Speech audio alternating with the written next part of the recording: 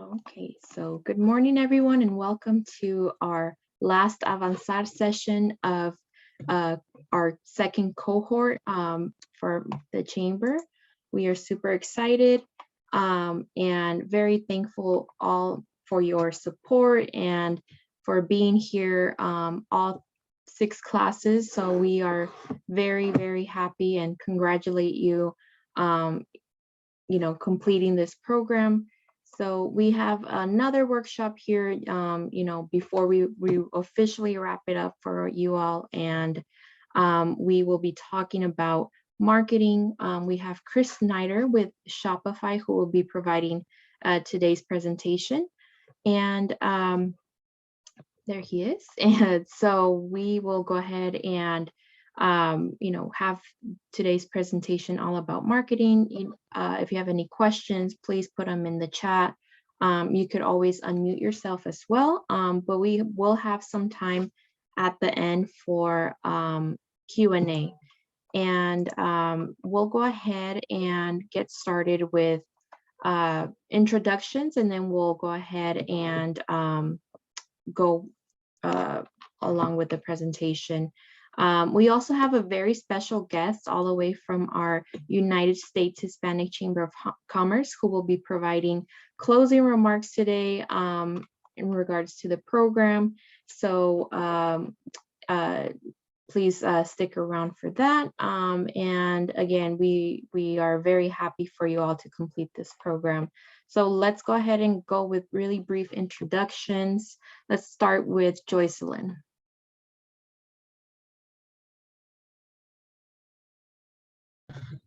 Hi, everybody. Good morning. My name is Joycelyn Wooten. Here in Phoenix, Arizona. We are from Two Doves Notary. My sister Jen and I started a notary business. We do general notary work and loan signing services. And we also offer apostille services as well. Thank you for having this program and helping us on this journey.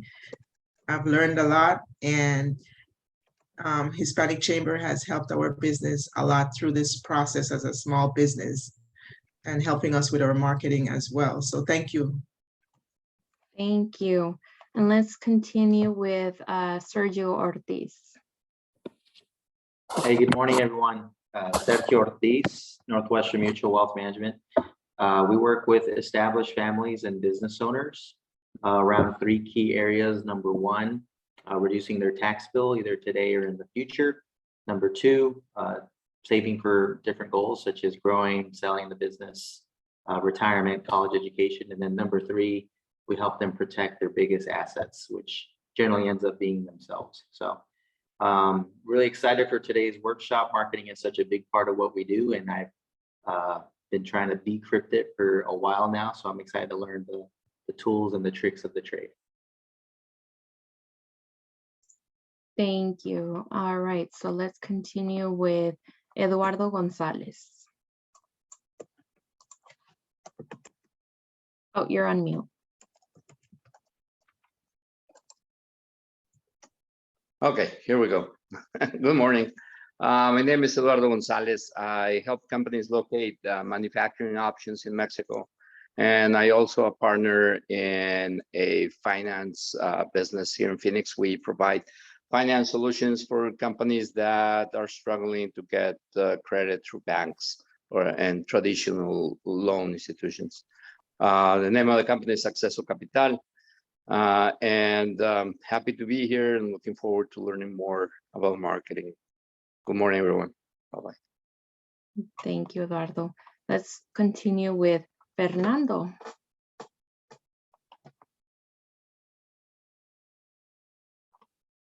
Fernando Monares. Good morning, everybody.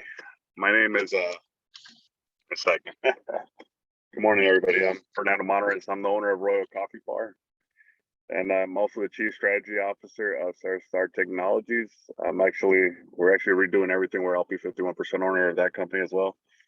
So, in my coffee shops, I have one at the Heritage Square, one at the Biltmore. We just opened up another shop at ASU downtown. And with the technology company, we just started doing business with Amazon for their Amazon AWS services. Wonderful, thank you. All right, so we are going with Raudis.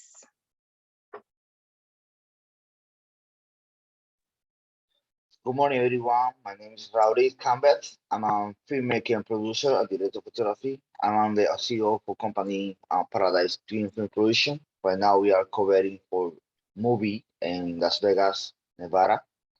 I am here just for learning and grow my network and learning every day about the Arizona Hispanic Chamber of Commerce. Thank you, everyone, and good morning.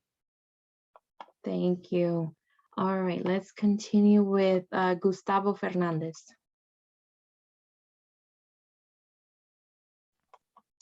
Morning. Sorry. Good morning, everyone. I'm Gustavo. I'm the owner of Fairmar Maintenance, and we provide not only janitorial services for commercial buildings, but anything a building may need. Yeah, and I'm looking forward to learning about some marketing. I have a little bit of a background in marketing and shopping carts, so looking forward to today's presentation. Great, thank you. I think we have a couple staff members here as well, but for time purposes, I will go ahead and pass it to Christina really briefly. She just sent me a note. She wants to provide a couple remarks here for everyone. So go ahead, Christina. Good morning. Hang on a minute. There we go. Sorry about that. Having technology issues this morning. So good morning, everybody. I think I've met most of you, or if not all of you. My name is Cristina Gonzalez. I'm the Vice President of Corporate Partnerships here at the Chamber. Thank you, Elizabeth. She and our team have done a wonderful job managing this program on our behalf for the second time around now. You know, on behalf of our Chamber, our CEO and President, Monica Villalobos, and our entire team, we just want to thank Brianna and the USHCC and Wells Fargo for giving us the opportunity to be able to offer this program to you all and for supporting us. They have been great partners, and I thank Brianna for being here this morning and zooming in all the way from the other side of the coast or the other side of the country. But thank you guys all for participating, sharing your stories. We hope that you found this program really valuable. Know that we're always here for you, even though this is our last session. And if you know of anybody, hopefully we'll be offering this program again another time if we have that opportunity. So if you do hear of anybody that you know of that wasn't able to participate this time, we hope that you will please recommend the program to them. And before I pass it back over to Elizabeth, I do have one thing. We did get some tickets last night at the last minute. If you are Coco fans or you have children that are Coco fans, the Phoenix Symphony Orchestra is going to be playing all of the music to Coco, accompanied by the movie this weekend, Friday, Saturday, and Sunday. We do have several tickets. However, if the catch is, if you're interested, I need to know in the next about 20 minutes because we have to provide them names by 10 o'clock this morning. So we're capping it to 4 tickets per person right now to give everybody an opportunity. But if you are interested, hit me up or put a note in the chat. And we'll set aside some tickets for you. They'll be available in your name at will call, but we would love to extend those to you guys as participants of this program if you're interested. So with that, Elizabeth, I'll pass it back to you, and thank you guys all again, and thank you, Brianna. Thank you, Christina. What a wonderful experience this weekend. So make sure to message Christina if you're interested. And then we will go ahead and have Chris now go ahead and present today's presentation. Chris, the floor is yours. Thank you so much. All right, thank you so much, and thank you for everybody for joining this morning. I really appreciate it. I know it's a little bit early for everyone, so I hope you have your coffee and you're all caffeinated, ready to go. My name is Chris Snyder. I'm the Senior Community Manager for Shopify. I'm based out of Los Angeles, but I split my time between LA and New York. I don't really know how that happened, but it's kind of the way it's all worked out. So, you know, I guess it's not all bad. You see on the screen, we're talking about branding 101, and we're thinking about marketing today. So why are we talking about branding? Well, let me give you a little kind of insight as to what I do. I spend a lot of time, well, all my time, spent talking to small business owners, medium business owners, entrepreneurs, various people who are getting started in businesses, growing and scaling businesses. And the thing I hear over and over and over and over again is we have a fair amount of traffic coming to our site or coming to our business, or people are walking in the door. It's not really discovery. It's that they're not converting. They're not buying when they come to the site.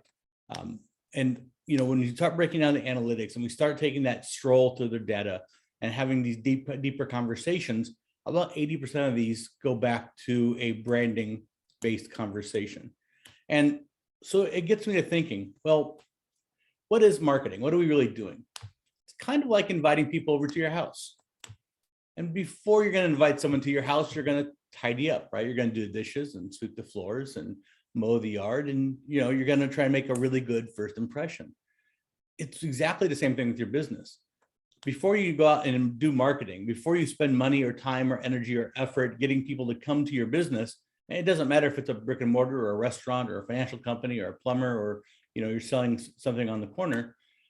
Before you get someone to come into your business, you want to make a really good first impression, because the goal is to maximize every opportunity with every single visitor to that business in the hopes that they're going to convert.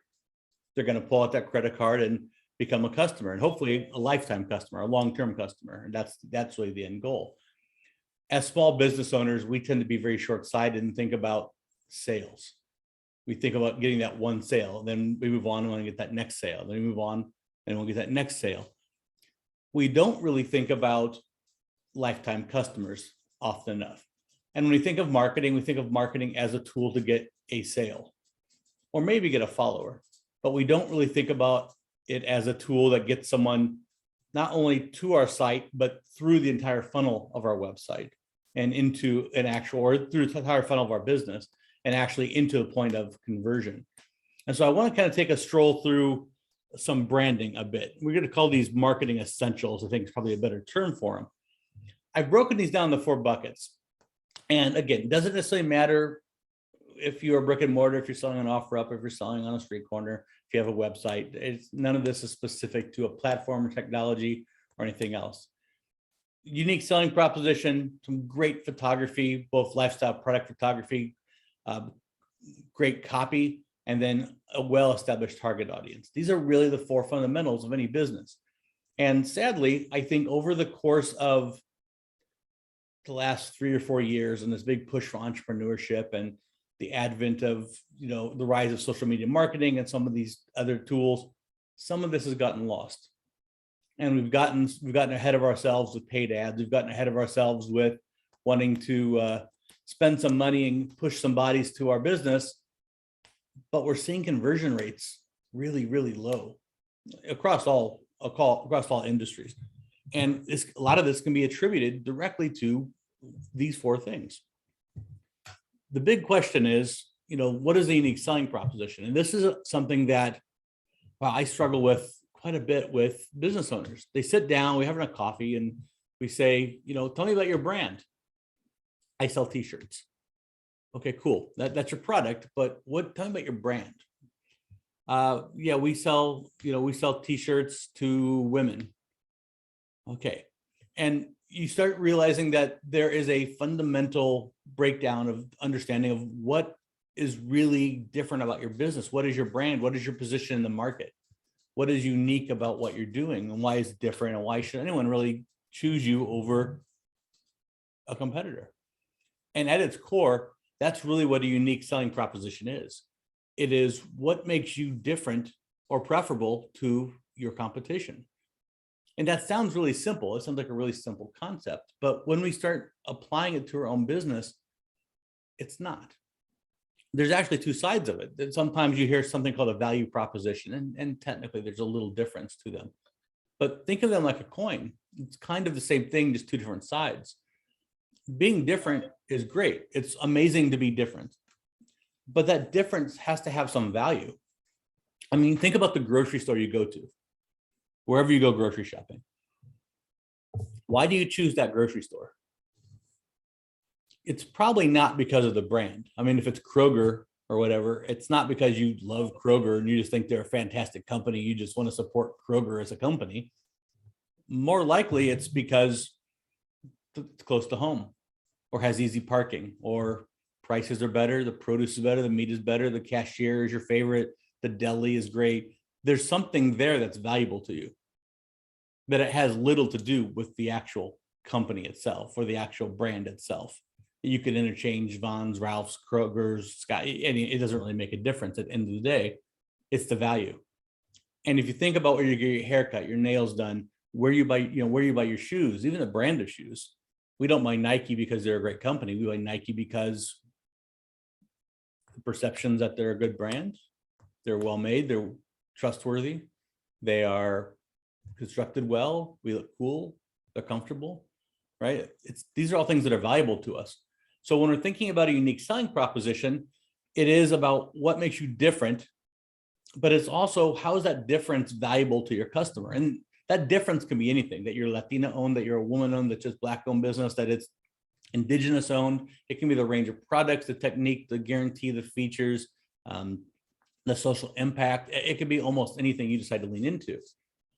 But what really makes that important and impactful is that difference and how that difference is going to resonate to your target audience. I mean, if you're a restaurant and you're selling sandwiches, there's 1,000 places to get a sandwich. Why should I choose yours? If you're a plumber, why should I choose your plumber instead of you as a plumber instead of the plumber next to you on a Google listing or anywhere else? This is very much the way customers think. And we don't think this way as small business owners. We think that we have a great product and a great pricing structure and a great looking website and a great looking flyer or business or logo. That should be enough. And it's really not. Sadly, it's just not. We need to communicate why we're different and why they should care. Now, as we move through this, you'll see how this all kind of starts to work together. Because what is that unique selling proposition? I mean, it is essentially why you're different, but it's why that difference is valuable. That really becomes key. For websites, especially, 70% of your customers are going to skim. When you looked at this website, you saw the same thing I did. You saw a bunch of pictures and thank you times 5 million. Okay, what does that mean? Just at a quick glance, because statistically you have 2 to 3 seconds to figure out who is this, what do they do, and do I care about it before you start to scroll around and anything else. Now imagine you spent $500 on an ad to bring someone to this web page. They see thank you times 5 million, a bunch of pictures, and they click out because they didn't get the message. Doesn't matter how great your ad was. Doesn't matter how effective it was at getting people to that site. That money was just wasted because they're not going to convert. And you might grab some data from it. You might grab, it's not all lost, but you didn't get the sale. At the end of the day, I mean, unless you're a charity, that's really what you're here for, right? I mean, end of the day, we need to make some money to keep the businesses open. 2 to 3 seconds. Now, this is a social impact value proposition or social impact unique selling proposition. If you buy a pair, they'll give a pair to someone in need. It's a great thing. It's tremendous. But you might never know that from the way this homepage is designed. And sadly, this is something that will resonate deeply with a certain portion of an audience. There are people that would very much choose to buy glasses from this company instead of another simply because of that reason. And that makes this company preferable over another. But if someone who lands on this page doesn't ever know that, it doesn't do any good. You're essentially running this campaign, you've done all this work, but that breakdown in communication is working against you. Let me give you another example. Mass chocolates. They're $12 chocolate bars. And that sounds kind of crazy. I like chocolate. I'm a big guy. I love chocolate. But when you think about a $12 chocolate bar, and it doesn't matter if you're thinking about a $100 plumber service, doesn't think about a $100 haircut, it can be anything. When you think about a $12 chocolate bar, it doesn't make a lot of sense on the surface. And even if you break it down and start to understand the process, and this is their unique selling proposition, is the process they're using, right? Hand sorting every bean, ensuring impossibly high quality standards are met. Awesome. Cool. Love it. But it's 2021, almost 2022. I got to pay $12 for a chocolate bar because you don't want to use some kind of technology. I mean, Why do I have to pay for that manual labor, right? Why do I have to pay for that inefficiency in the production line? What they don't tell you here, and what's communicated elsewhere, is that part of this process has a social impact. That this process creates hundreds of jobs in a couple of different countries, and the profits go back into giving housing and clothes and schools to the families of these workers who help sort these beans and do all this kind of thing. So that suddenly at $12 for a chocolate bar doesn't feel so bad, because now you're part of something bigger and better and larger. But it's all about how do you communicate that difference? And kind of like we're talking about a Ralph's or a Vons or a Salon or a grocery store or any other brand, it's really understanding what's unique about your company, what's unique about your service or product or brand, and how do you communicate that? Let's say I have a company that's selling handbags, and maybe these are handbags all handcrafted in Southern California using imported Italian leather. Sounds nice enough, but as a customer, so what? Why do you care? Sounds expensive. What's in it for you? But if I said these are handbags handcrafted in Southern California using imported Italian leather that is 3 times thicker and will last you 5 times longer, now it starts to explain that value to you directly. And as someone who's skimming a website, landing on a company that I've never heard of, I don't know who you are, I don't know anything about your business, suddenly that value is being shown to me very, very quickly. And what that does is it makes your marketing much, much more effective. It makes people landing on your website much more likely to convert. Because even in the best case scenario, you're only talking about maybe 2% conversion at best. That's a small percentage we're talking about. We're talking about fractions. We're not talking about big giant numbers. So moving that needle by 0.5% is a giant win here. So getting even, 0.3, 0.2% improvements make a difference at scale. Now, sometimes it's not as easy as all this. Allbirds, we just saw Allbirds in the news when they went public, their IPO made, a gazillion dollars in this whole deal. But they really have, this is an interesting page because they really have a couple different ways to go. And it's not always so easy to choose which way you want to lean into with your business. I mean, if you're a plumber, for example, it could be the quality of service. It could be the quality of your employees. It could be your pricing. It could be your timeliness. It could be your guarantee. It could be lots of different things. How do you choose what to lean into? Look across the bottom here. There's really 3 things. Going right to left, made in nature. Everything in these shoes completely eco-friendly, sustainable, all natural, awesome for the environment. Okay, a lot of people will care about that. In the middle, 30 days, you get a 30-day free trial. Cool. And then on the left, world's most comfortable shoes.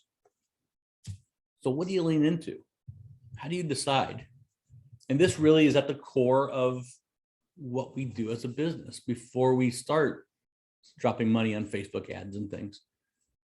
Well, made from nature is awesome, but sadly, only a relatively small portion of the population is really going to care about that at a deep level, deep enough to choose one shoe over another. Unfortunately, style drives fashion, right? Trends drive fashion, not eco-friendliness. So that may not be the optimal way to go. Confidence and comfort, 30 days return policy, we can all do better than that. Anybody can throw up a 30-day return policy. That's not really that unique. Doesn't really set you apart much. World's most comfortable shoe is interesting. Everybody loves comfortable shoes. That resonates with everybody. It's not the most unique thing in the world, but it definitely is something that everybody would find value in. And so that's what they've gone with. And if you ever look at their Instagram, their Facebook, their email marketing, their websites, anything else, you're going to see that same phrase over and over and over and over and over again. And they've really built their brand on that statement. Now you'll see in their marketing campaign, you'll see references to nature and eco-friendliness and these other things again and again and again. But everything ties very much into that comfort. And they know that resonates with a very, very large audience of people. Communicating is hard. It's one of the trickiest things to do in marketing and branding. When I land on a website, when I walk into a restaurant, when I walk into a store, how do you communicate that to me, the customer? How do you tell me why you're different, why I should care, what's unique? It's really tough. You land on this website and you get 2 or 3 seconds to make this decision, to understand, what do you do? Why do I care? Is it right for me? Sometimes people break it down to a slogan or a little one-liner. Works for some brands. Don't beat yourself up if it doesn't work for yours. It doesn't work for everybody. I mean, we can't all be M&Ms, right? Milk chocolate melts in your mouth, not in your hands. If you can wrap it up and put a little bow on it like that, that's awesome. Sometimes it's an image. Sometimes it takes a paragraph. Sometimes it's a combination of all those. But it does take some strategy. And this bleeds over into your marketing very, very much so. Because you're going to start building your marketing campaigns tied to this unique selling proposition. And as we move into talking about target audiences, it's something that becomes incredibly important, because that value is what's going to bring people to your website and turn them into customers. It's not necessarily just they love your brand. Movement could be, they could be the best watch company in the world. At the end of the day, I'm not necessarily buying a company. I'm paying for a product, but I need to be sold on the company, if that makes any sense. I need to be sold on what they do and why they're different before I'm ever going to see that product. We can argue all day about the goods and bads of this. It's an interesting conversation, but we live in this age of visualization. The advent of, Instagram and dating sites and even Amazon. We look at things incredibly quickly and make a decision within a couple seconds, whether we want to click on it or not. It's both a pro and a con for small business owners. We can fight it, we can hate it, we can love it, but at the end of the day, we have to embrace it. We have to understand that when someone opens up their Instagram in the morning, they didn't do that to shop. That's the reality. We see it as a sales tool, they see it as a social tool. So when they open that up and they see these pictures, when's the last time you opened up Instagram and read an article before you looked at a picture? I don't even think that's a thing, right? They shop with their eyes. They look at a picture, and then if it resonates with them at some level, they'll open up the picture and read what's there or follow it to the website.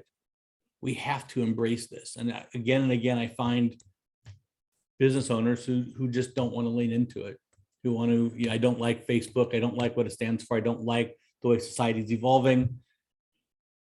This is the world we live in, and we have to really play with these rules for now. Photography is an absolutely essential part of this equation, and there's no escaping it. It is the one thing that most small businesses underspend on. It's the place they try to cut corners. It's the place where more often than not, sadly, they are trying to, save some marketing money by grabbing pictures on their cell phones or grabbing a screenshot of something on Google, and they're really losing some of that authenticity here. There's a couple kinds of photography that are used, and it doesn't matter if you're a restaurant or you're selling online or you're, service. There's really 2 types you'll see over and over again. Down here at the bottom, we see this again and again, the white background product shot. Why is this important?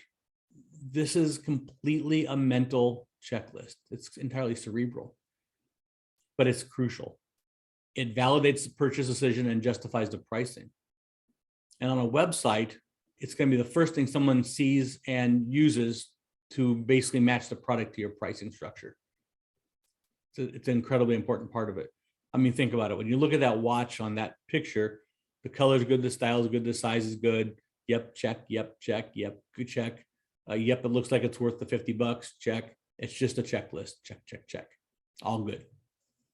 Completely mental. No emotional connection. There's no gotta have it to it. It's just simply validates the purchase decision, justifies the pricing structure. Good to go. But when you get up here, when you get up into this whole lifestyle photo, that's where the psychology comes in. That's where the emotional connection starts to happen with your marketing. And this spills over into your marketing, into your website, into your menus, into your logos, into your in-store branding. It really happens everywhere. because a few different things take place here and they happen simultaneously. One, I could tell you this handbag is 12 by 4 by 16, and that doesn't really mean anything to me. 12 by 4 to 16 doesn't really tell me much. But if I see it on her body, that gives me a sense of scale. That helps to give me some comfort when I'm making that purchase. That confidence, that comfort helps increase conversions. Awesome. It also helps give me a sense of putting things in terms of fashion and style and lifestyle and kind of figuring out how I will use this in my life.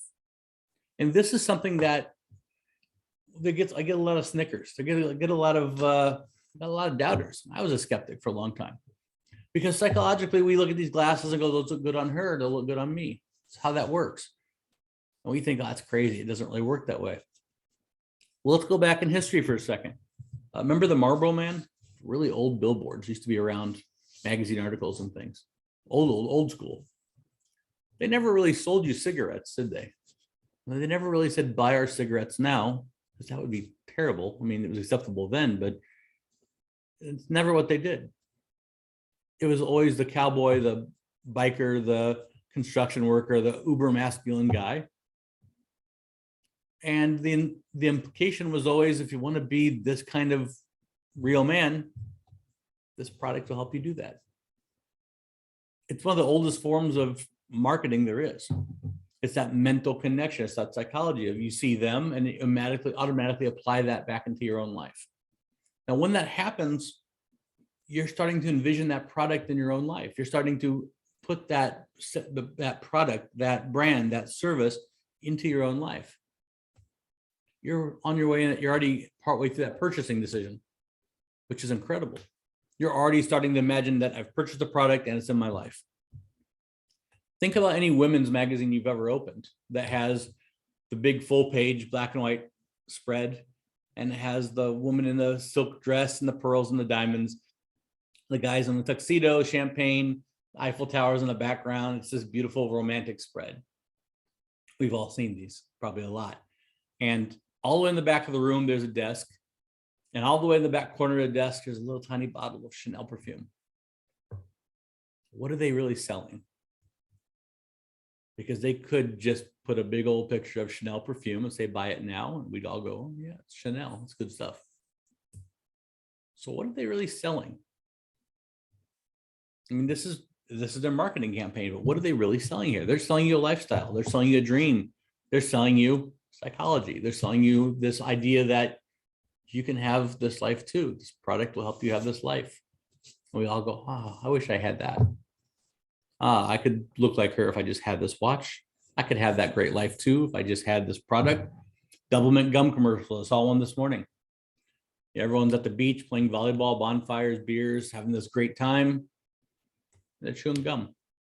Why go through all that hassle of staging the models and the actors and the music and all that? Why not just say, buy our gum? It's great. You know the brand. It's been around 100 years.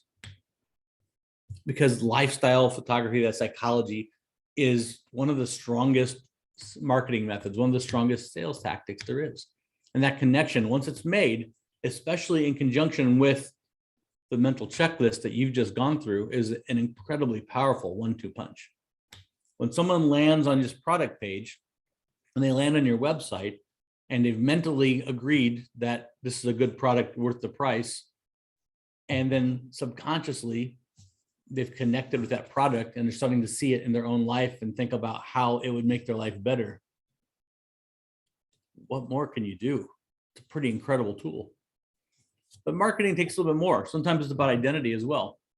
If I took this logo away off this brand, I would still know this is Mass Chocolate, because they've used this rose color background. Instead of the white, they've added this shadow. That's not magic, that's Photoshop, but they've added this shadow to it. They've created this bit of an identity in the photography as well. Very useful for marketing, because what is Instagram? It's essentially just a big giant feed full of pictures, videos.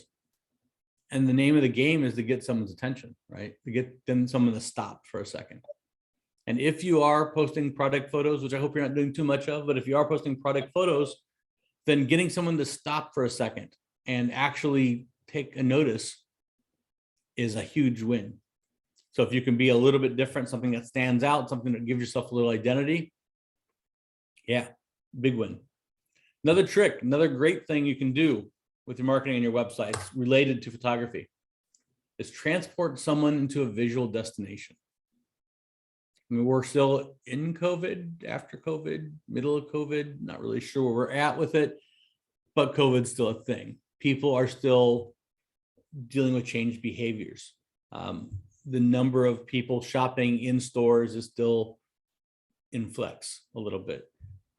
There's still people that are a little bit apprehensive about going back in the stores. And some of you may have just started a brick and mortar store and really don't have an in-person audience yet.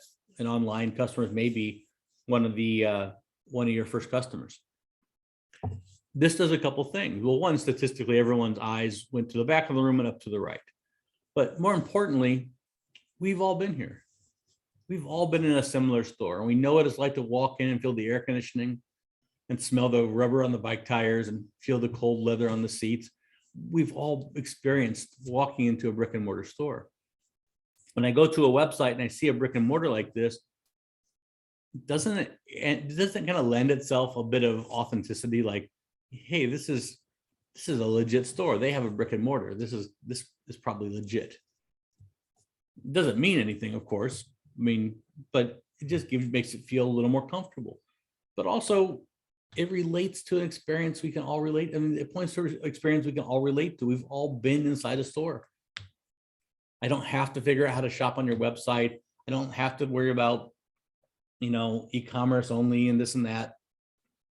It just kind of taps into something that I've known my whole life. Walking into a store and shopping. I've done it my whole life, and now here I am again. It's just a different format. It's another great way to tap into those emotions and psychology. Now, with that unique selling proposition in mind that we talked about earlier, maybe view gallery, maybe that was a miss. Maybe here they could have tapped into something that would have spoken a little bit more to what's unique about these bikes. View our handmade bicycles, view our handcrafted shop, whatever it would be. Maybe there's some other verbiage they could kind of tap into there, but all the same. And then here we have that 1, 2, 3 punch, right? Product shots, bit of a lifestyle shot. And I'm not crazy. I know I'm not going to buy these glasses and suddenly I'm going to look cool and grow a bunch of hair. And I know that's not a thing. And then this is our old friend, unique selling proposition, right? It's just explaining to you what's different about the product. It's just that kind of 1, 2, 3. It's a great way to really think about structuring your marketing, structuring your branding. And remember, branding isn't website only. That's really the point we're moving to here. Branding is carried across from your website into your marketing, into your emails, into your Facebook and Instagram, into your organic posting. It should bleed over into literally everything you do, and it should be consistent. You ever go to a Facebook page that looks vastly different than the website? That's not a great, comforting feeling, is it? But one of the hardest parts, I mentioned that photography, I think, is where people underspend, at least financially. The place where people spend they cut corners in their terms of their time is actually writing their copy. For me, writing copy is the hardest part of the puzzle. It's equal parts art and science. It's not something I'm naturally gifted at all. The good news is that you can get better at it. The good news is that as you work at it, it'll improve. It's something that you can absolutely develop that kind of skill for. The purpose of copywriting is what some people kind of miss the idea of. The purpose of copywriting isn't really just to communicate bullet points about the brand, bullet points about the product, sales pitches. That's not really what it is. I mean, the whole purpose of writing copy is strategically persuading someone to take some form of action. And we miss this all the time. When I'm writing copy, there's got to be a goal in mind. Tag a friend, buy now, add to cart, click here. It's getting someone, you give me an email address. It's getting someone to do something. It's purposeful. It's not just, here's 12 bullet points about my product. I hope you like them. That doesn't get it done, sadly. If it did, writing copy would be a lot easier. But writing copy is really there to persuade someone to do something. Now, this is a company called The Greats. This is an example from them. And I've grabbed this for a couple of reasons. One, I think it's a great picture. It speaks a lot to that unique selling proposition. You know right away that this is not just your everyday white tennis shoe, probably doesn't cost 20 bucks, not mass produced on some assembly line. You know, it's got some uniqueness to it. It's got some composition to it. It's an interesting photo. It's a pretty great photo. But what I really wanted to point out here is a structure. And for those of you who, like me, aren't necessarily blessed and gifted with writing copy, you'll see this format, this kind of formula again and again and again and again across great brands, even some of the best brands. The first line right here. Why name our best-selling sneaker the Royale? Quite simply, it rules. Now, this is a formula that you can use across your website, across marketing, across emails, again and again. And what it really is a introductory line that has a broad appeal. It's designed to get you to smile or nod your head in agreement. And when you do that, what's really happening? What's being said is resonating with you. It's connecting with you. You're taking the bait. You're on the hook. And you're more likely to keep reading. If it just said our shoe is the best shoe, buy it now, you're probably like, whatever, and you move on. But if it says everybody loves tacos, everybody has a favorite hoodie they wear on a rainy Saturday, we all kind of nod our head and go, yeah, that's right. And it connects with us and we keep reading. It's a tactic that you will see over and over and over again if you start watching for it. Now, the next part down here, this is our old friend, unique selling proposition. It is telling you why this product is unique and what the benefits are from that uniqueness. So they say using only premium Italian materials, like full grain leather. Cool, that's what's unique about it. Then they tell you the benefit. The only type that truly gets better with age. It's that 1-2 punch. It's you know, light and dark together. You got to have both. It's not enough to say we use Italian, you know, premium Italian materials, because so what? But if you explain the benefit of using these materials, you're much more likely to get that conversion. You're much more likely to get that engagement. You're much more likely to get someone to care. But this format is really quite simple when you break it down. This is really just simply a line that resonates with a broad audience, and then your unique selling proposition. It's not that hard when you think about it, but writing in a way that starts to weave in keywords, use SEO relevant keywords can be tricky. Writing this copy and thinking about what words to use, what kind of language to use, what kind of tone to use, what length to use, what format to use. Do I use bullet points? Do I not use bullet points? Can be a little bit, you know, that can be a place where you got to experiment a bit, and every brand's going to be unique here. This is Huckberry. Huckberry, I think, they write great copy. However, their copy is directed almost exclusively at men of, you know, probably that 18 to 35-year-old range. Pretty pointed as well. They don't really mince words and reach for anybody else. Durable, sturdy, and super soft, the way a flannel shirt should be. Same formula, just a different company. And then down here, unique selling proposition, telling me why it's different. They've added some bullet points over here just to kind of reinforce it, but it's essentially the exact same format again and again and again. Now, this works well for things like Facebook ads, where you have a very limited amount of copy, because that Facebook ad, you're going to have a very, very small amount of characters to use for that header line, that tagline. So getting something that resonates with a wide audience, but then also speaks to why you're unique and different, can be a good strategy for some brands. It's always about communicating what's unique about your brand and why that uniqueness is different, but you got to get someone's attention first. And that part gets missed. It's great to be unique, and it's powerful to be different and have a value in that difference. But if you don't have their attention, it doesn't really make a difference. And that leads us to arguably the most important part of this, is our target audience. Our target audience will directly influence everything about your business and your marketing and your website. It'll influence your website design, your fonts, your copy, your lifestyle photography, your site design, the color scheme, your theme, everything about it. If you're a restaurant, it influences your menu design, your menu layout, the font size, the format of it. I mean, it literally affects everything on every business. And I don't think we give that enough consideration. But think about our daily life. Think about as we walk down the street, right? You're walking down the street and you see someone coming towards you. We immediately, every day, naturally adapt how we're going to speak to that person based on who we perceive them to be. If it's a pastor or a 10-year-old, we change how we're going to speak to them. We speak to our best friend differently than we speak to a doctor. We speak to a 30-year-old differently than a 70-year-old, differently than a 5-year-old.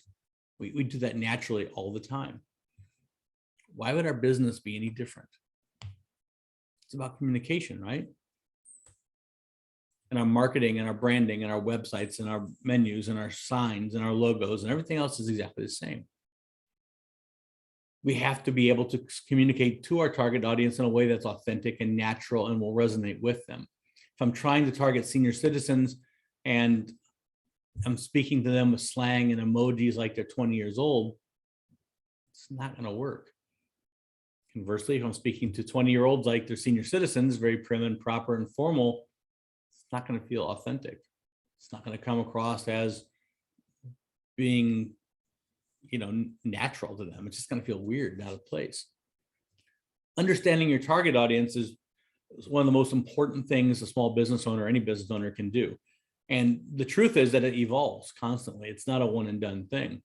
Whoever your target audience was in the beginning is probably not who it is now, and it's certainly not who it will be in 6 months or 6 years. The world changes, society changes, people change, marketing changes, strategies change, culture changes, everything changes. And as these things change, we have to be ready to adapt. We have to go back and continually be reevaluating who our audience is, both through our data on our websites and through our business, as well as visual observations of society and who's walking in our door and who's actually buying our products and how are they using it, things like this. These are just a few of the things to kind of consider, but there's so much more. People think my target audience is going to be everybody or anybody. Those aren't target audiences. You can't work with that for marketing. Men 18 to 45 isn't really an audience you can effectively market to, and at least not easily. I mean, think about if you have a young couple, 24 years old, good disposable income, both have good jobs, both own cars, have a great life. They spend money pretty casually. Pretty ideal customer. Everything's great. Then they have a baby. Everything stayed the same with all the demographics except that one little 8-pound thing. But as a business owner, that changed the entire way that customer probably spends money, probably the way they look at shopping, probably changed their value, probably changed the way they think about spending money, the way they think about shopping, when they shop, how they shop, time of day they shop, maybe what they shop for, maybe even do they shop on websites. Maybe now they don't buy these same things they used to buy anymore. All because that one thing changed, but the demographic stays the same, right? They're still male, female, 24 years old, Latina, same income, same apartment, same house, same everything else. So being able to go specific and get granular with your target audience will really help you with this next part, with the marketing. On your websites, we talked earlier about that 2 to 3 second rule. Let's say my grandfather's looking for a watch. He's 80 years old. He comes to this website because he Googled watches and came to Movement. Movement's a great company. They have great watches, some great watches, nice looking watches, whatever. Is my 80-year-old grandfather going to think that this brand has a watch for him? Probably not. very modern, very edgy. Why is she wearing a fur coat at the beach? I don't understand. It just doesn't feel right to him. Truth is, they absolutely do have watches that would appeal to him. But he would never know because he would probably bounce out. He would probably never click in there. It's the wrong target audience. It'd be like me landing on a website that's very pink and frilly with, lots of cursive and font and cursive fonts and flowers, and there's some little girls playing with toys. Doesn't really matter how I got there, does it? Doesn't matter what marketing brought me there. As soon as I land, I'm going to leave. It doesn't feel right. I don't care what product you sell. It's going to be a disconnect. Your target audience has to see themselves. Scratch that. Your target audience has to see the life they want to have on your website, on your business, on your branding, on your marketing. They have to connect with it. Otherwise, we bounce out. And we see bounce rates of sometimes higher than 70, 80%. I see 100% bounce rates sometimes, not that often, but sometimes. And ideally, you want to see your bounce rate to be more like 20%, right? As low as possible. But 20% would be a pretty good place to be. So it's 80% of your people coming to your website would be resonating with it and clicking and taking some form of action. I mean, my mom she's a nice lady. We had a pretty decent childhood, but she never wore a hat like this, and she never rode a skateboard. And this certainly wasn't my life in any stretch of imagination. So if I'm looking for a bike to buy my mom or my sister or myself, I see they sell bikes. But if I come to this website, again, what are the odds I'm going to think they sell just traditional regular bikes? Maybe, maybe not. Unless this target audience really resonates with me or something about this resonates with me, the odds of me clicking around to see what they have really, really, really go down. If you're unsure of your target audience, think of it like this. You can ask yourself, what problem does your brand, product, or service solve? And then number two, what group of people are the most affected by that problem? It's a great place to start. And be as granular as possible with that number two question. Drill down as tightly as possible. What time of day do they work? Are they TikTok people or Snapchat people or Facebook people? What kind of brands do they follow online? How granular can you get with that profile that you're building out? Another example here, Allbirds, we saw them earlier, right? Eco-friendly, world's most comfortable shoe, all that kind of thing. So they run this ad campaign. And let's say you're a business and you might have multiple target audiences. That's very real. That's a very, very strong reality for some people.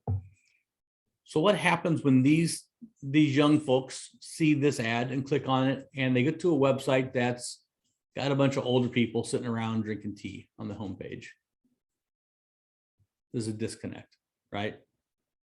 So as we start thinking about marketing, we need to think about the entire funnel, not just the ad. It's a great photo. But if the kids who would resonate with this picture come to a website and see someone very, very different on the front of that website, they're not going to click. They're not going to click around the website. They're not going to convert. They're going to bounce out. Highly likely. So the idea is that if you're going to run an ad campaign and you're going to have a couple different target audiences, your homepage needs to be a little more neutral. Maybe you aren't focusing on, back up here, maybe you're not focusing on a really specific tight shot of something as specific as this target audience. Maybe it is more product focused or lifestyle focused, or it's a group of people where a lot of different people will see themselves in that group. Because if this person here lands on a website and sees me on the front of that website, yeah, they're probably not going to connect with it. It's not going to feel the same. I would always challenge everyone to really take the time quarterly or every 6 months or so to give some thought to that ideal customer. It doesn't happen often enough. And it's a question I ask a lot when I sit down with business owners. We talk about ideal customer, and I get a lot of that big range, 20 to 60 women. How do you market to that? Are we really in a world where all 20 to 60-year-old women are the same, have the same interests, do the same things, have the same lifestyle, things that are the same value, follow the same brands? I don't think so. I just don't think that's the world we lived anymore. That's 1980s marketing mentality. That's 1990s kind of social media thinking where, social media was just coming on. We really didn't have the ability to have those insights. But here now, we have the ability to get hyper granular. We have the ability to target people based on their interest and likes. What brands do they trust? Where do they exist online? How do they talk? What's important to them? How do they identify in terms of the gender and things? Age, demographics, location. I mean, hell, with Facebook, you can target a zip code. It's wild what you can do. And you can do it for very small amounts of money. So if you know there are brands like AG Jeans or Urban Outfitters or Free People that your target audience would follow or be interested in, you can absolutely use those as guidelines for marketing, for targeting, to align with your target audience and try to identify who these people are. If people are working at night in bars, you don't want to post your marketing at night because they're going to be at work, right? Not going to see your ads. So understanding that lifestyle is really key. If they're working in an office during the day and you're putting up your ads during the day, they're not going to see it. They're at work. You post your ads at 5 o'clock or 4 o'clock, where they're going to be after work checking up on their social media, perhaps. Strategic. But you got to keep up on it, because the last thing you want to do, let me scroll back here for a second, is have this on your website all proud and then realize that this style is 2 years out of fashion, because that target audience will know that. Or using verbiage on your website that is out of date, out of style, out of fashion, or maybe isn't even socially acceptable anymore. Not okay by any stretch. So again, just to tie this back into marketing really quick before we go forward, let me make sure we answer questions about this one before we move forward. It is all about making sure that your marketing is a complete funnel, right? Marketing we think about as a paid ad that's going to simply get someone to my website. And that's completely short-sighted thinking for small businesses. Now, if you're a giant corporation, they probably have different teams work on different things. Most of us don't have that luxury in the real world. We need to think about a complete funnel and a complete journey. From the time we run that ad and someone sees that ad to the time they actually complete the transaction. And hopefully then into that loyalty and advocacy phase of that customer's journey, becoming a lifetime customer, right? Newsletters, retargeting, all that kind of thing. That is all part of this. It's you can't necessarily break it down into, I ran a Facebook ad and all I really care about is getting someone to my site. Because unless your site is absolutely drop dead, 100% nails, you could struggle and you wind up spending a lot of money, a lot of effort. Do we have any questions about this part before we move on at all? I want to be respectful of everyone's time as well. I'll be mindful of this. Any questions or anything we can talk about with this really quick?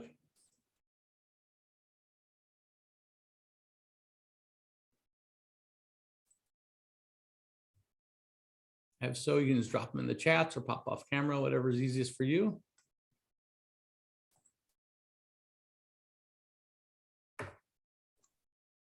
All right. Cool, let me share my screen again here really quick.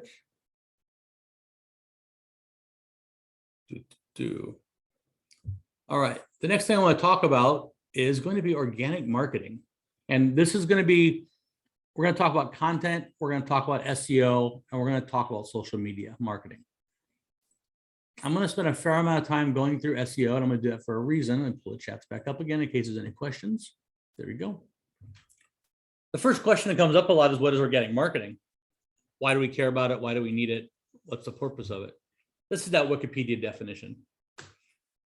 People think of organic marketing as simply being free marketing. That's not entirely wrong. However, I want to get something very, very clear first. It is, I won't say impossible. It is not sustainable to support and grow a business solely on paid ads. I've seen people do it. I've seen them try it.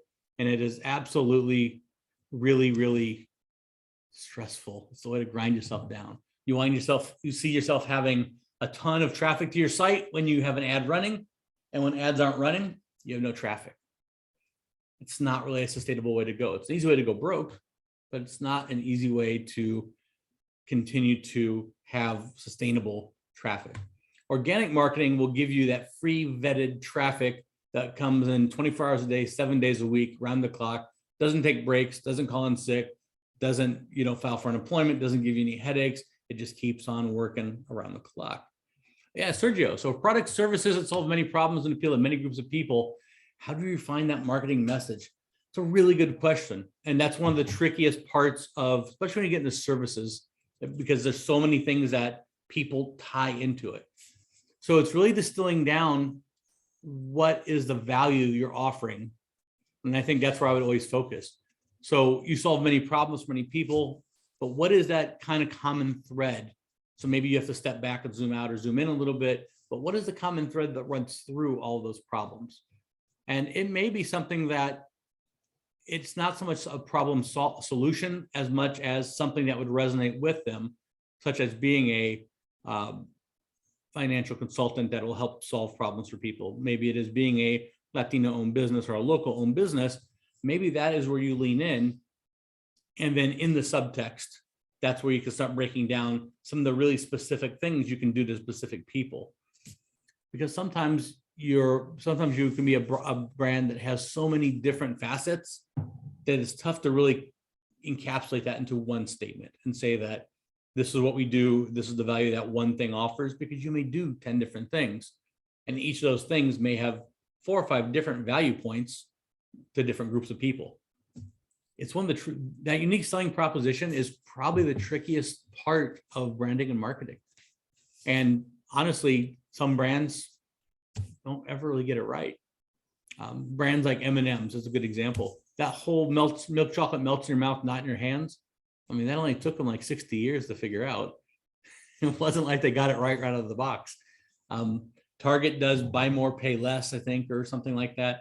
These slogans and these things, they take years sometimes to really distill down. And sometimes, like Target's a good example, they buy more, pay less. They have a lot of different ways they could go because they're solving a lot of different problems. You could buy everything under one shop. They have good pricing. They have, easy access. They have big parking lots. They have a lot of different value features that can appeal to a lot of people. So what they've done is zoomed back and gone with more of a broader message, kind of like Allbirds did with World's Most Comfortable Shoe. It isn't as specific as you might like, but it does have a broader appeal that appeals to a lot of people. And then once they're in, that's when you can start kind of serving them really specifics as to the service or the product and the value that one specific thing will provide. Right now, give or take, 60 to 70% of all traffic to websites is starting with a search. That kind of stumps a lot of people. That kind of startles them because we think of paid ads all the time when you think of marketing. People on Facebook, people on Instagram, everyone's talking about paid ads, paid ads, paid ads. Spend more money on paid ad strategy, Facebook algorithms, and all these things. But truthfully, SEO is accounting for 60 to 70% of the traffic if we do it right. The thing about SEO is that as a small business owner, and again, I don't care if you're a restaurant or financial service, you're selling a garage sale and offer up, taco stand in the corner. These are 1, 2, 3, 4, 5 things you can absolutely 100% do on your own as a small business owner that don't cost any money. They don't cost anything except some time and maybe a little strategic thinking. They do involve writing some copy. They do involve a little bit of know-how, and depending on the platform you're using for your website or for your business or how it's structured, it can be done in different ways. With these 5 things, if you think about a football field, right? You think about your Cardinals fan or whatever, these 5 things are going to get you 80% down the field, and they're free to do. The amount of impact you get from getting these 5 things right on a website is a massive amount of impact. One of the most controversial and the most probably, I wouldn't say misunderstood, but it's one of the places that a lot of people miss, is actually having a relevant product title. I picked this one for a reason.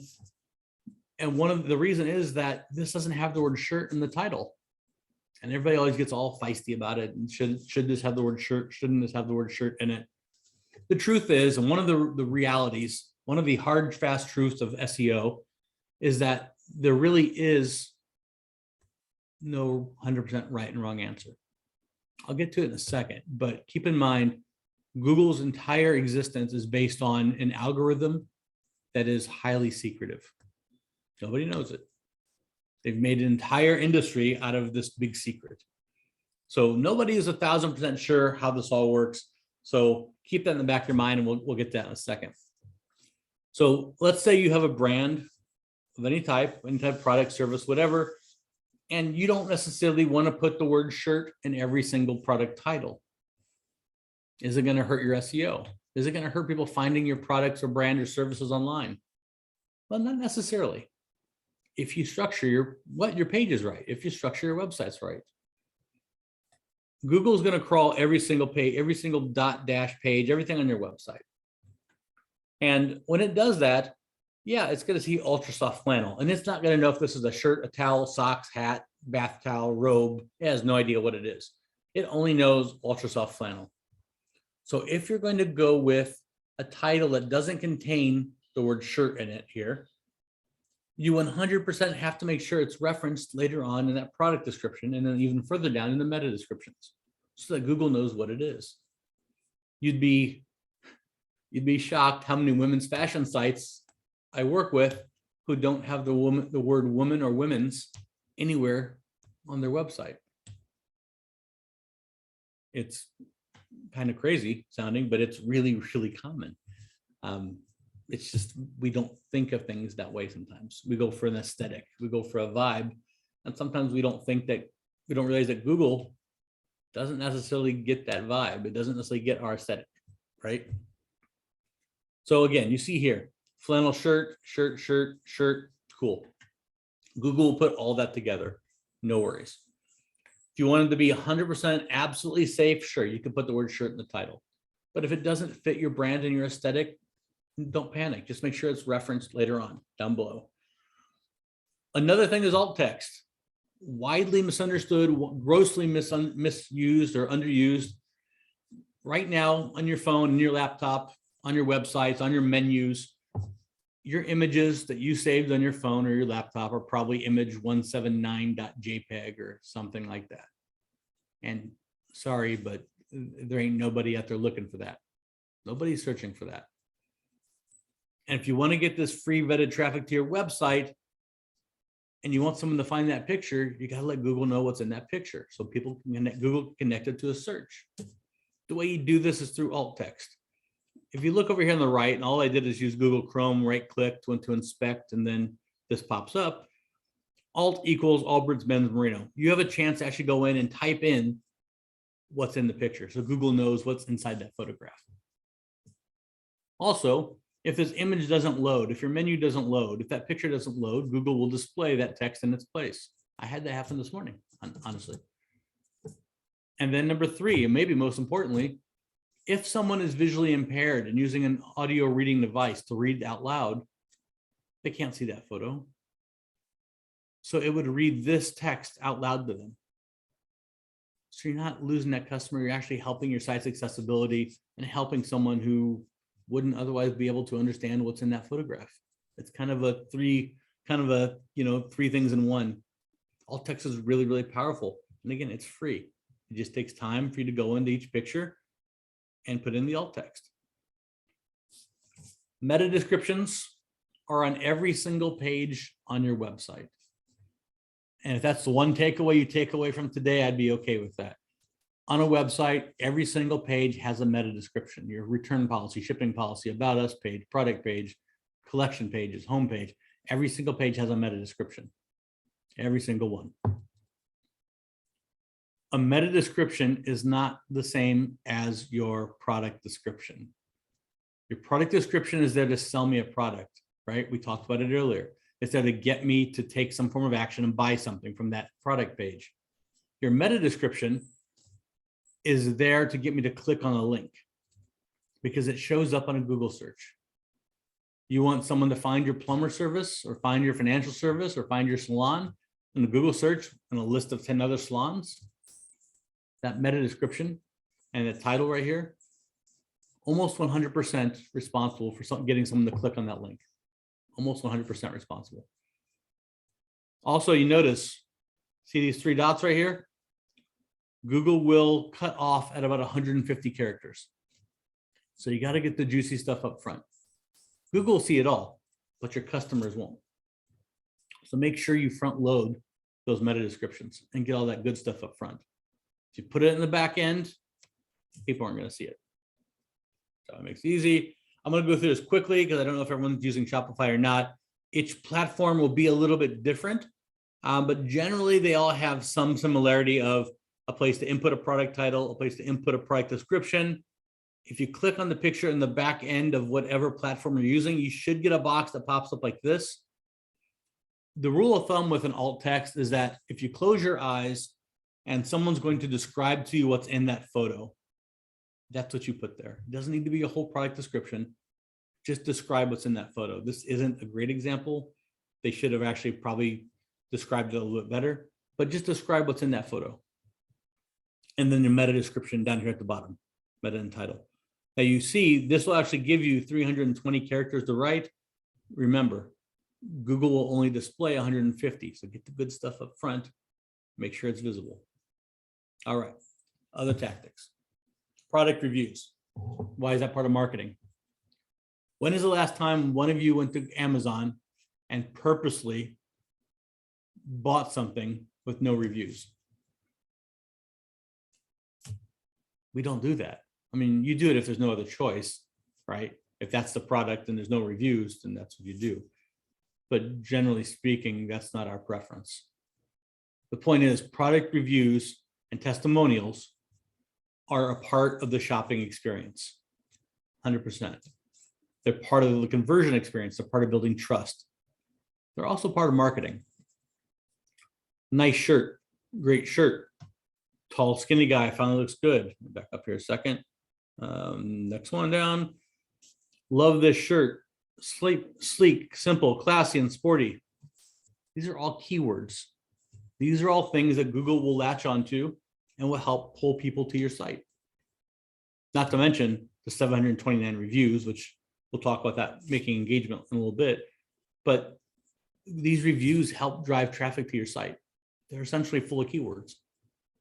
Product reviews are important in so many ways for websites. And the more expensive your product is, the more complex your product is, the more personalized your product is. If someone's coming into my house or dealing with my finances or dealing with something on my body, the more important it is to have those reviews and testimonials, because you have to build that trust. $1 squeeze ball, nobody really cares. A $5,000 handbag, or someone's going to come to my house and replace my air conditioning system, or I'm going to go to someone to cut my hair, and that's kind of funny, right? Go to somebody to cut my hair. Yeah, I'm going to want to make sure that this is legit and it's got good reviews.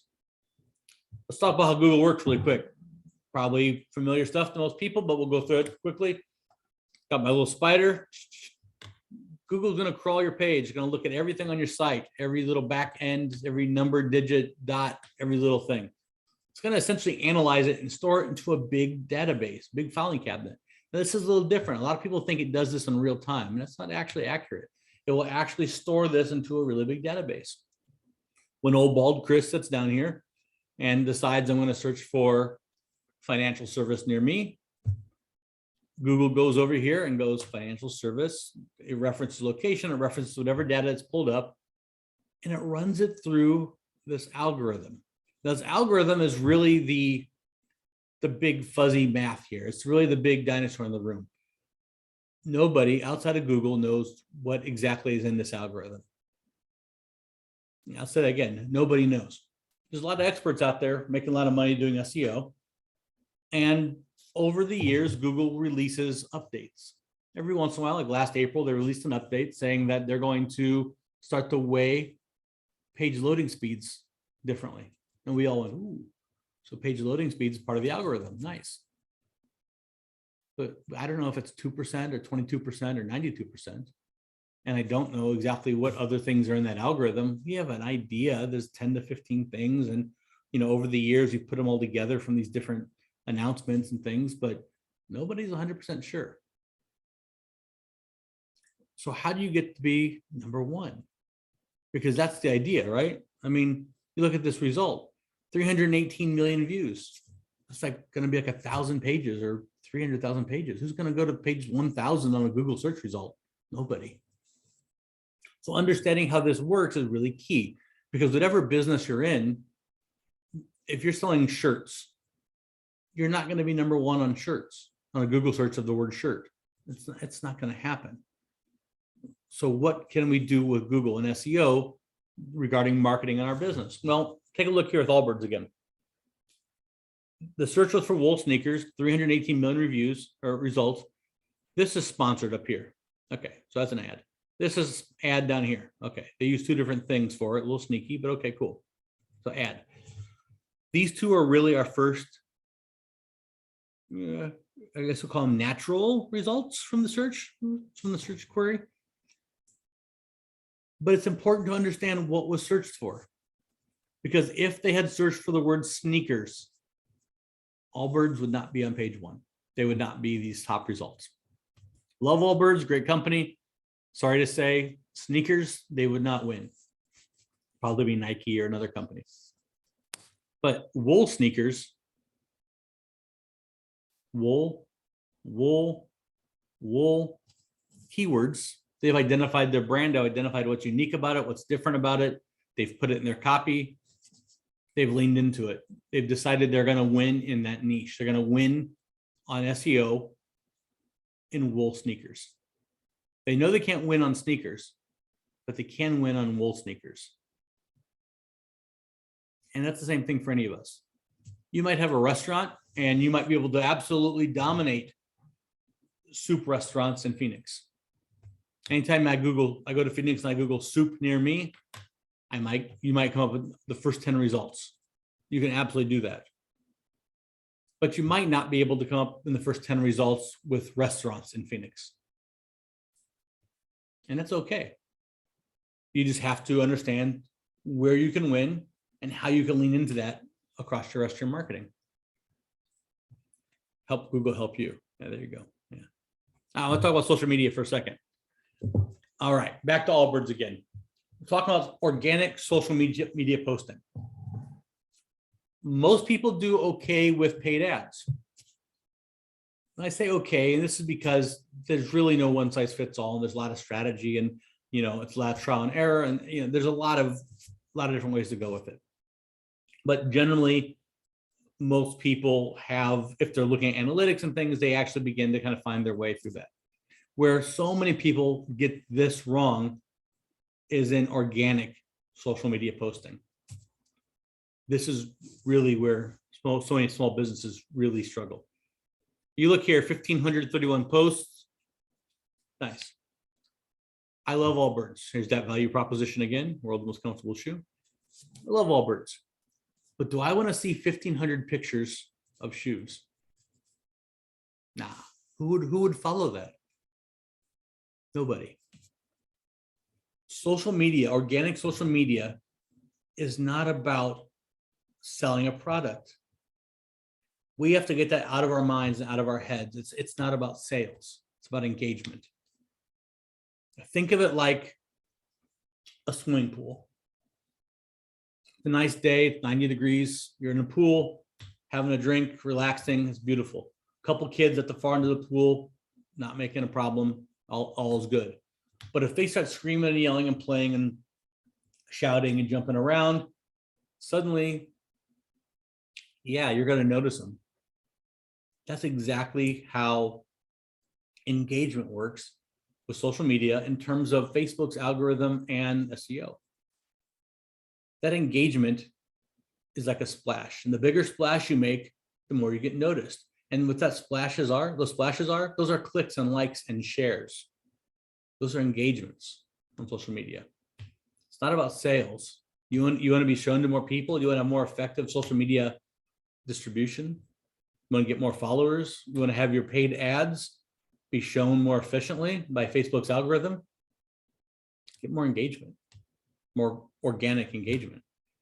Because you can be one person and you can put up 1,000 pictures on Instagram and nobody clicks them, looks at them, likes them, and Facebook won't care. But if you're one person, you put up one picture and 10,000 people like it, Facebook will take notice. We have to remember that Facebook is a business and they're there to turn a profit for their shareholders. And by doing that, they're looking for who has the most engagement, because those are the people that are most likely to be able to help them turn that profit, right? So we got to play by their rules. We have to understand their game a little bit here. Now, how do we do this? Well, 1,500 pictures of shoes ain't going to work. Nobody's going to follow that. Nobody's going to click it, like it, share it, love it. Not going to happen. Allbirds, remember they had 3 different unique selling propositions? Well, one of them happened to be ecology and nature, right? Save the planet, everything's eco-friendly. So they know that a certain amount of their audience is going to care and that's going to resonate deeply with them. So they post pictures and content related to that. If I had a business selling hiking boots, I would not post many pictures of hiking boots, but I would absolutely post pictures of hiking related things that people who wear hiking boots would care about. Maybe it's pictures of mountaintops and vistas and lakes and nature and ecology and my friends and I having some granola sitting around a campfire and, you know, all the things that people who would wear hiking boots would care about, but they wouldn't be posting product. In fact, in 2022, I would say you should be posting, you know, no more than 10 or 20% of product or promotion. And it should be 10 to 20, or the other 80 or 90% should be content that speaks to engaging your audience. It's a much better balance. So going along this whole idea of creating a splash, creating this big wave, there's movement watches again. They're one of the first to adopt, to really lean into Instagram back in the day. Take a look at this, 37,000 likes, big old splash. Awesome. Follow at movement. That's some more splashing. Tag 2 more friends. That's another 60,000 splashes. Click the link in the bio and sign up. Cool. So that's another 30,000 splashes, plus they get all that retargeting email for later on. Yeah, we could post an ad and go for a sale, and maybe we sell 5 or 10 watches out of that ad. Maybe we make a couple $100. But the downstream impact of this kind of engagement, this kind of splash, not only are we going to get all that retargeting for later on, but the downstream impact of this is going to last us for 2 or 3 years, both from SEO, from Facebook's algorithm. It's going to impact our future ads, our future posts. It's going to be worth a lot more to us in the long term. We just have to change the way we think about our marketing. Because if we're just thinking about marketing to make a sale, it's kind of short-sighted. And yeah, you'll get some sales.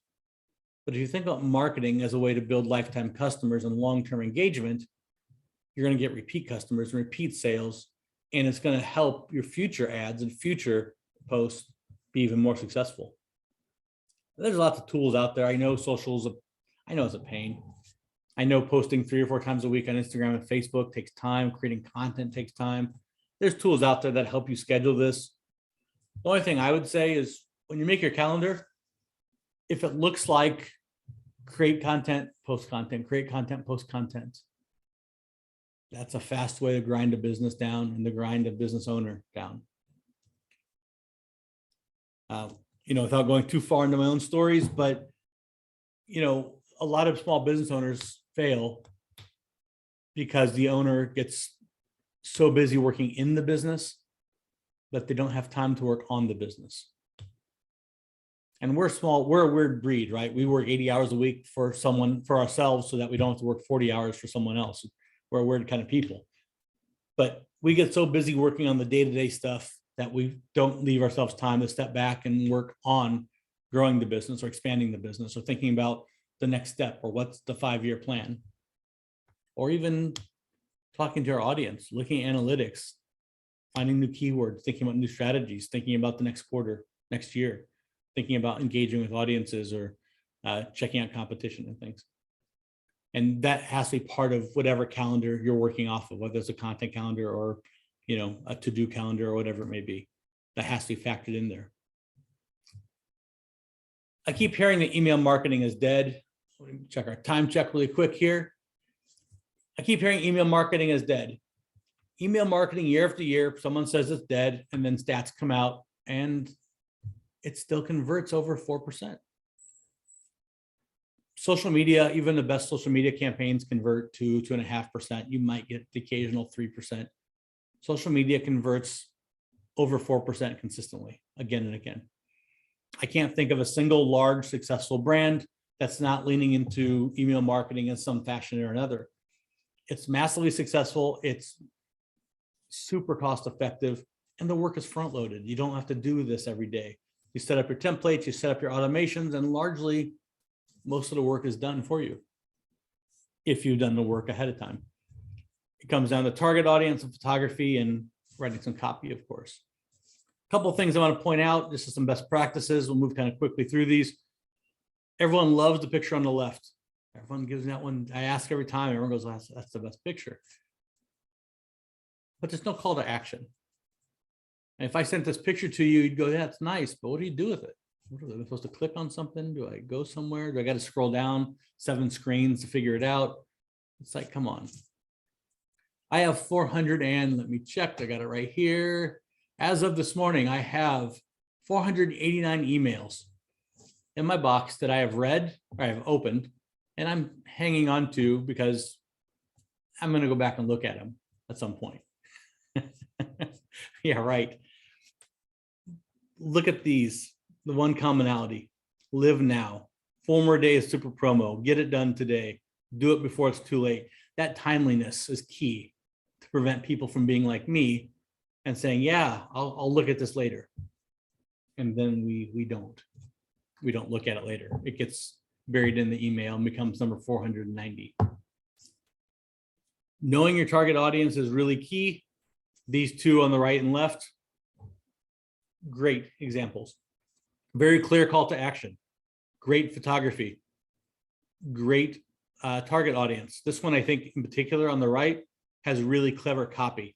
Now, again, it's Huckberry. They know the target audience. They're not apologetic. They don't really give a damn if it's not you. They know exactly who they're writing for. And I think that's really, really, it's bold. They're not trying to write for a general audience, but if you're confident in it, go for it. But the important takeaway is great photography, clear call to action, solid copy, and make sure that when someone opens that email on a cell phone, and they shouldn't have to scroll down 4 or 5 screens to figure out what it is you're doing and what action they're supposed to take. Because they're not going to do it. They might scroll once or twice and that's it. So if they don't see a shop now button, they don't see a call to action, they don't understand what the product is or why you're sending them an email, they're probably gone. And you've probably lost that 4% conversion.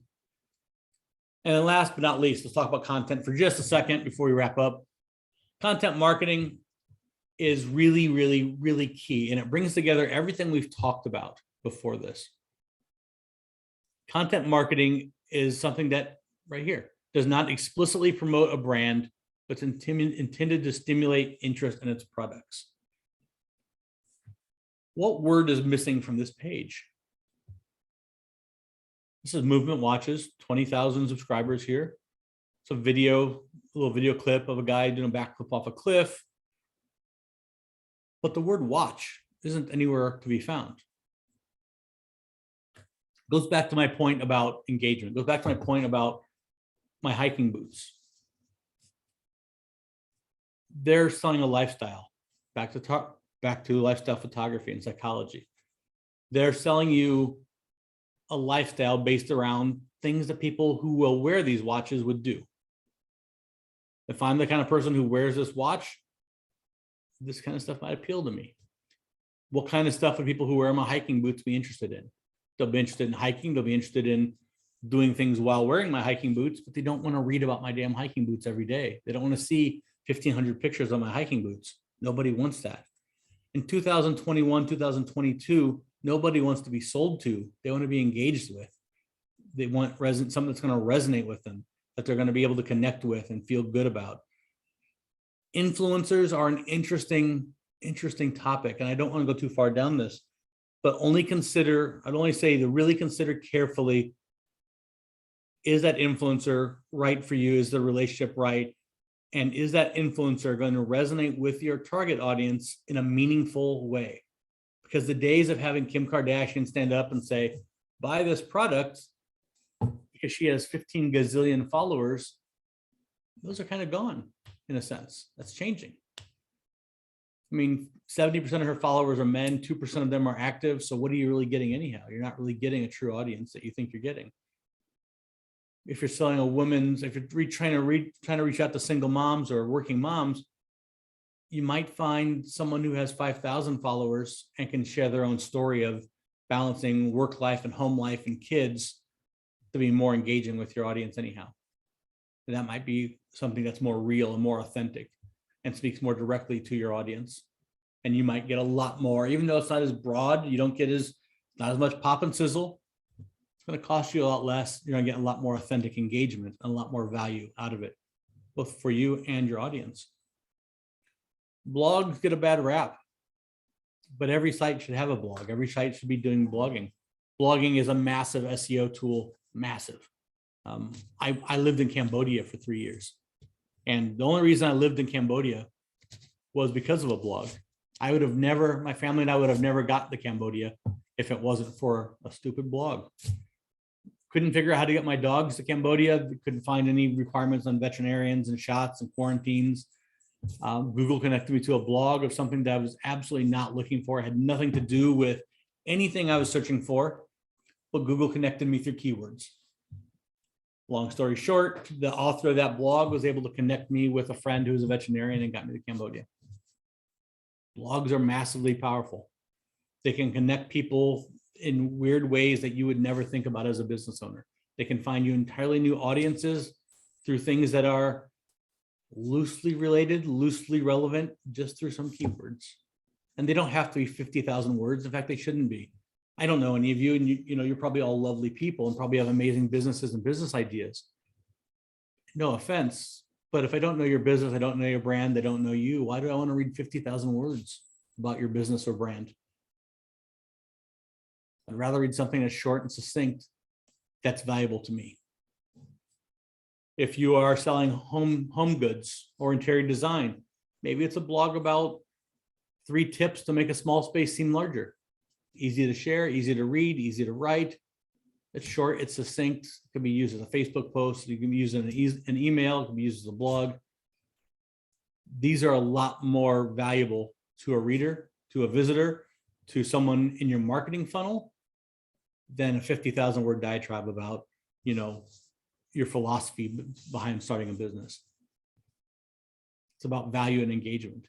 And remember, someone who's just picked up Instagram that morning and opened up their phone, they had no intention of discovering you, reading your blog, understanding your psyche, learning your family history. All they wanted to do is check out what's going on their Instagram feed. So if they found something that's engaging to them, they'll click on it. If they find something that's valuable to them or resonates with them, they'll click on it. And hey, if it happens to take them to your website, awesome. Wins for you. Hopefully it's a win for them. That's the idea. It's marketing through a funnel. It's not just getting a click to a site or a one-time click. And coming up on the holidays, I want to make sure I added this in here for content as well.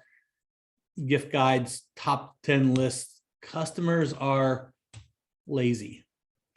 We're all lazy shoppers. I spent more than a decade as a regional manager for Walgreens, and probably my biggest takeaway is that people are lazy shoppers. That's why our signs are big. That's why sale tags are bright orange. That's why we do things that are so over the top. We like lists. We want people to think for us. Give me a top 10 list for top 10 Christmas trends for 2022, top 10 gifts for mom. I'll look at those every time.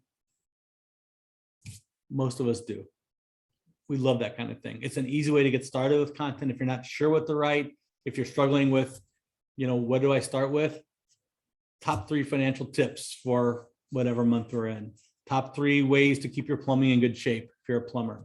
It's a great way to start a blog. It's valuable, it's easy to share, and you can probably write it in your sleep. Again, I want to be mindful of time. I know we got to wrap up a little bit. do we have any questions regarding any of the stuff we've talked about? I know we didn't go into paid ads. That's a whole separate conversation. And honestly, that becomes really, really brand specific, at least if it's done correctly, it does. But I'm happy to answer questions around paid ads if we have any general questions we want to talk about.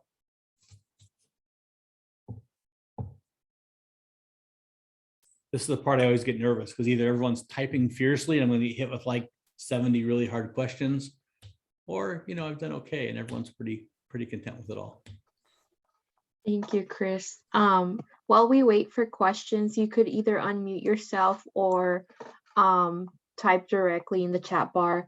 Do you have any last minute thoughts as we approach the holiday season? You know, everything's kind of ramping up for holiday shopping. Any tips that you recommend for our viewers today? Yeah, there's actually a couple biggies. Supply chain is a thing, and everyone is really, really aware of it. It's all over the media and the news. I'm seeing statistics where that's up to 60% of people have already completed holiday shopping or are almost complete with holiday shopping. So whatever vertical you're in, you know, it's really a matter of starting these campaigns now, a little bit earlier than waiting for Black Friday. It's really letting people know, shop early, shop now, get out there and get it done, rather than waiting for that traditional Black Friday kickoff of the holiday season, because you're really going to be playing with a smaller audience by then. People have spent their money, they've spent their time, they've already done their shopping. So that'd be the absolute biggest takeaway. And then secondly, have a retargeting campaign. Think about the post-holiday sessions. What are you going to do with the information you gather? Are you going to be able to retarget them through Facebook or emails? Are you going to be collecting subscribers throughout the holidays? You know, what's your plan to break down post-holiday sales and look at that data and, you know, go through that in that early part of, hopefully early part of January. Hopefully you get a little bit of a break after the holidays, but in January it goes back into analytics mode again. Wonderful. I just see positive comments here. Thank you for the thorough information. So I think you've answered a lot of the main questions from everyone today. If we don't have any other questions, I'd like to ask Brianna. I have a quick question. Oh, go ahead. Yeah, so hi, I'm in the middle of switching over my my hosting service, and it's kind of a little bit unrelated, but I was wondering if you had any recommendations for a hosting service. I'm currently using HostGator, but I was on a shared hosting account and that got hacked. And so my website got hacked and it's preventing me from, you know, posting ads on Google and all that. So I was just wondering if you had any recommendations for a hosting service. Are you just looking to host your domain, or are you doing a whole platform and website and everything? Yeah, a website or WordPress site. A WordPress site, okay. You know, I tend to very much favor the bigger companies, the GoDaddies and the Googles and those things of the world. They tend to have more frequent updates of like SSL certificates and the security encryptions and things like that. Some of the smaller companies tend to be a little less frequent with those security updates. Price is pretty negligible across all of them, generally speaking. You know, I would always check out the bigger ones first. You're generally going to have better service, you're going to have better access to everything. The downside, of course, is that they're probably going to charge you a little bit more money on the monthly or on the annual fees, but I think it trades all the trade-offs that you get better security and you get a little bit better customer service availability as well. Hey, I love Google and GoDaddy in terms of just a straight hosting platform. Yeah. Okay, thanks. Sure. Sorry to interrupt, Chris. A great presentation. Thank you so much. I just thought in response to that question, yeah, I think we agree with you. The bigger companies are great. We actually do have a smaller company that's a member by the name of Web Movement, and they've been providing some of our members some great service. I would love to introduce them to you, Chris, and anybody else that might be interested. If you are interested, feel free to let us know. We can connect you with them and you can make your own decision. That's awesome. I didn't realize there's not that many local hosting companies. So that's awesome. If there is one that's local, definitely support that. Yeah, we'll share that information, especially with Chris, so you can take a look at them and consider them, and then for anybody else that's interested. Thank you. And I do see here, Brianna mentions, we'll hear from her in just a couple minutes, but she says that the USHCC uses Media Temple as their system. So I am seeing here, Sergio, you have a question? You can unmute yourself. Yeah, I was just gonna ask, where can we get more resources? I have a million other questions, so I'd rather just try to find answers to those offline. Yeah, let me drop my email address here in the chat really quick. It's probably the easiest way to do this. You can certainly just email me directly, and you can always go that route with it. There you go. And we can always set up time for, I can always set up time for like virtual one-on-ones and things with me or my team. We can always do that as well. Perfect. And we'll also share the recording today and Chris's contact information in case anyone else has any follow-up questions as well. Let me just check the chat again. Really great information. Thank you. Very informative session. And Joycelyn says she totally agrees with Chris on the bigger companies. And oh, look at that. She uses web movement. So Cool. They're currently helping her. So we'll share more information on web movement as well in our post-event email. All right. So with that, are there any other additional questions? You could unmute yourselves. Now's the chance.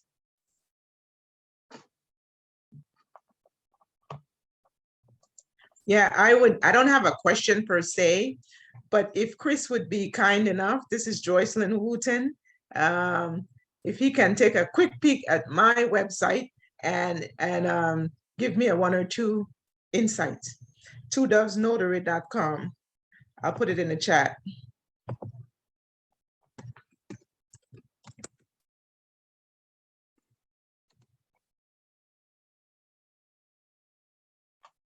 All right. So Chris, Okay. Yeah, I can do that. And if you like, I can just follow up with you via email. If that's easier for you, I can just follow you back on the email on your website, if that's easier for you. That would be fine too. I'll put my email address in. Okay.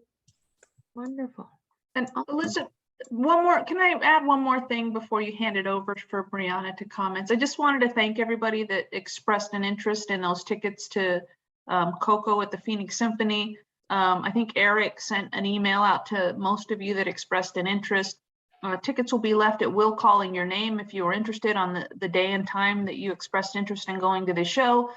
Please remember though, the symphony is requiring proof of a negative COVID test or your vaccination card, and you will be required to wear masks during the show. So thanks very much. Sorry for that public service announcement, Elizabeth. I'll turn it back to you.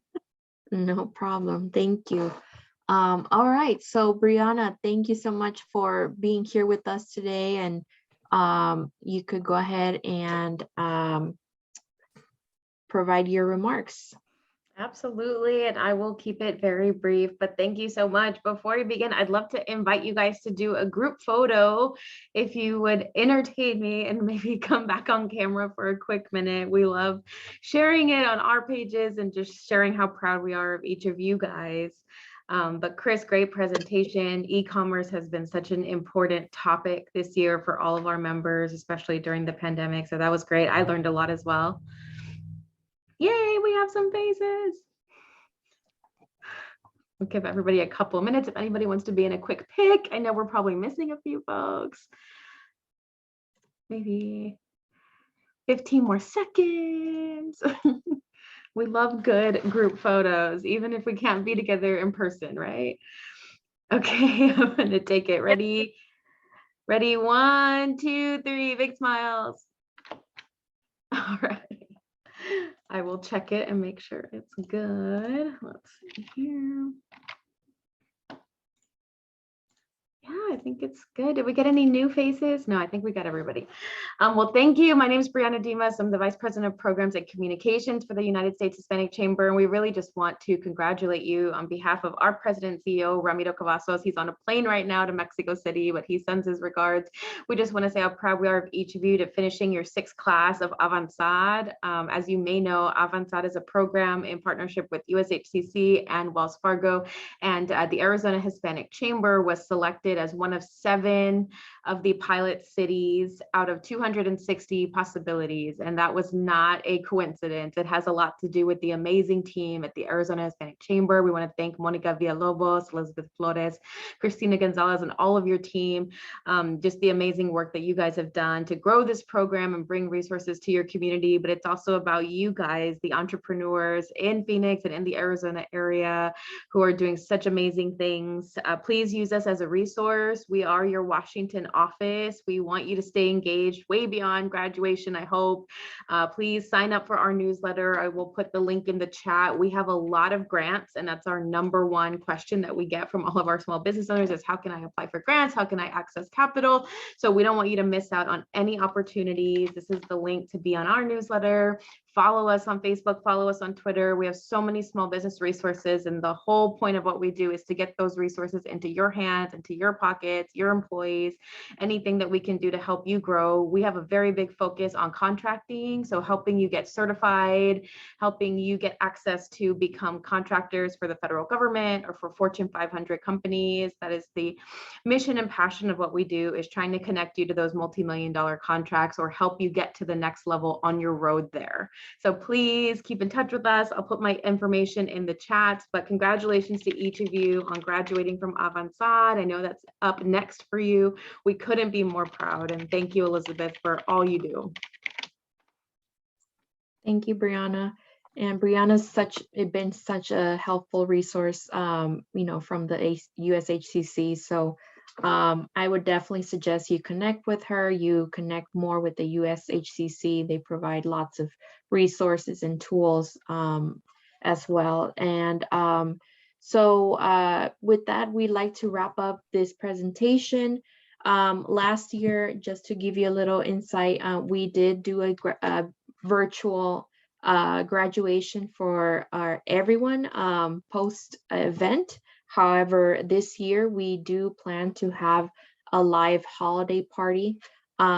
Please save the date, December 16th. It'll be at our beautiful Desert Botanical Garden at 5:30. So I will be sharing more details for everyone. I'll share more details with you, Brianna, as well. So hopefully someone from USHCC or yourself is able to join us. So we are very excited for graduation. We'll have a little holiday party reception going on, and you'll be able to explore the garden afterwards. So more details to come in the coming days. Again, thank you all for participating in this program. Spread the word. We'd love to have more people involved next year. So congratulations again. And Christina, I believe you have some other closing remarks here. No, I think there was just a question in the chat if everyone that completed the program would be getting a certificate. So I think the answer is yes. At our event, as Elizabeth mentioned, at the beautiful Desert Botanical Garden, we'll be giving you guys certificates of completion. Absolutely. All right. Well, anyone else have any questions before we wrap it up? Nope. All right. Well, with that, we thank you all so much for your time. And please be on the lookout again for more information. Thank you and have a great weekend. Bye. Bye, everybody. Thank you.